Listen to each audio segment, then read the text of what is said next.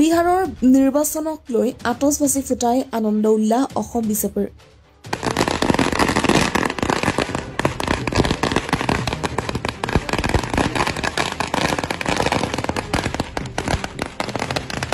নদুৱা সমষ্টিৰ জামুগুৰি ঘাটত বিজেপিৰ দলীয় কৰ্মীৰে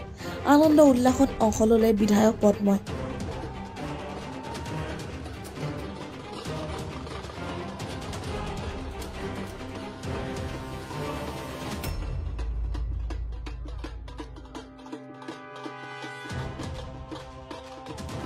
বিহাৰৰ সাধাৰণ নিৰ্বাচনত এনডিএ অভূতপূৰ্ব জয়লাভ কৰাত দেশৰ প্ৰতিটো চৰকে কোণে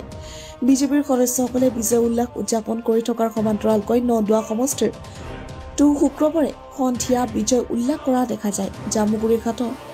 স্থিত নদুৱা সমষ্টিৰ বিজেপি কাৰ্যালয় সমষ্টিটোৰ সকলো দলীয় কাৰ্যকৰ্তা উপস্থিত হয় ফটকা ফুটাই নাচি বাগি আনন্দ উল্লাস কৰা দেখা যায় এই আনন্দ উল্লাসত অংশগ্ৰহণ কৰি নদুৱা সমষ্টিৰ বিজেপি বিধায়ক পদ্ম হাজৰিকাই কয় আগন্তুক নিৰ্বাচনত বিহাৰৰ দৰে অসমতো কংগ্ৰেছৰ পুলিয়ে পোখালিয়ে উভালি পেলোৱাটো নিশ্চিত অসমত কংগ্ৰেছৰ বেলি আৰু কেতিয়াও উদয় নহয় এতিয়া অস্তিত্ব জাহিৰ কৰিবলৈ কংগ্ৰেছে সভা সমিতি কৰি ফুৰিছে অসমৰ ৰাইজে কংগ্ৰেছক কেতিয়াবাই বাই বাই দিলে বুলি মন্তব্য কৰাৰ লগতে বিৰোধী দলপতি দেৱব্ৰত শইকীয়া আৰু কংগ্ৰেছৰ সভাপতি গৌৰৱ গগৈ কুতুলাত হনা দিয়ে বিধায়ক পদ্মই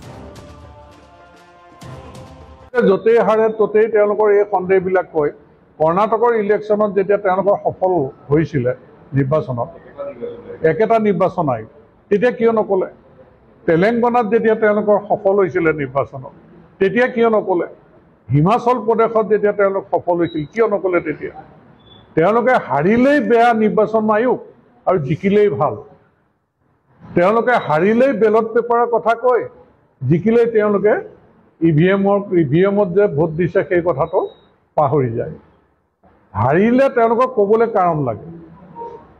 এবাৰ ক'ব ইভিএম এতিয়া ক'ব নিৰ্বাচনী আয়োগ তাৰপিছত ক'ব ভোট চুৰি তেওঁলোকৰ এইখিনিয়ে হ'ল হৰিনাম হৈ আছে তেওঁলোকৰ মুখত যেতিয়াই হাৰে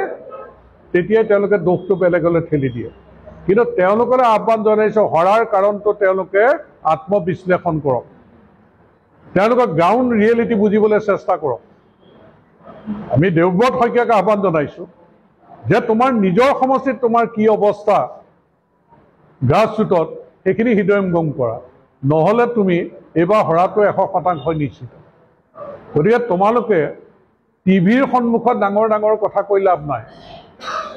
তোমালোকে গ্ৰাউণ্ডত কি হৈ আছে জনতাই কি ভাবিছে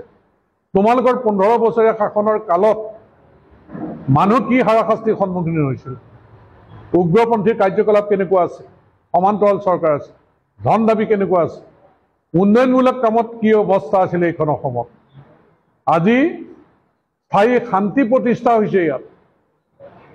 মানুহৰ মাজত ভয় শংকা নোহোৱা হৈছে উগ্ৰপন্থীৰ কাৰ্যকলাপ বন্ধ হৈছে সাম্প্ৰদায়িক সংঘৰ্ষ বন্ধ হৈছে ডেভেলপমেণ্ট কেনেকৈ হৈছে তেওঁলোকৰ দিনত কিমান কিলোমিটাৰ ৰাস্তা পকী কৰিছিল 15 বছৰীয়া শাসনৰ কালত আজি 10 বছৰত তেওঁলোকতকৈ কিমান গুণ ৰাস্তা বেছি যাতায়াতৰ মানুহৰ সুবিধা হৈছে ৰাস্তা পকীকৰণ হৈ পেলাই শিক্ষানুষ্ঠান তেওঁলোকৰ দিনত কি অৱস্থাত আছিল স্বাস্থ্য বিভাগত তেওঁলোকৰ দিনত কি অৱস্থাত আছিল জনকল্যাণমুখী আঁচনি কেনেধৰণে কাৰ্যকৰী হৈছে অভিলাষী আঁচনি কেনেধৰণে কাৰ্যকৰী হৈছে দুখীয়া নিচলা মানুহৰ কল্যাণৰ কাৰণে কিমানখিনি আঁচনি আজি আমাৰ চৰকাৰৰ ফালৰ পৰা দিয়া হৈছে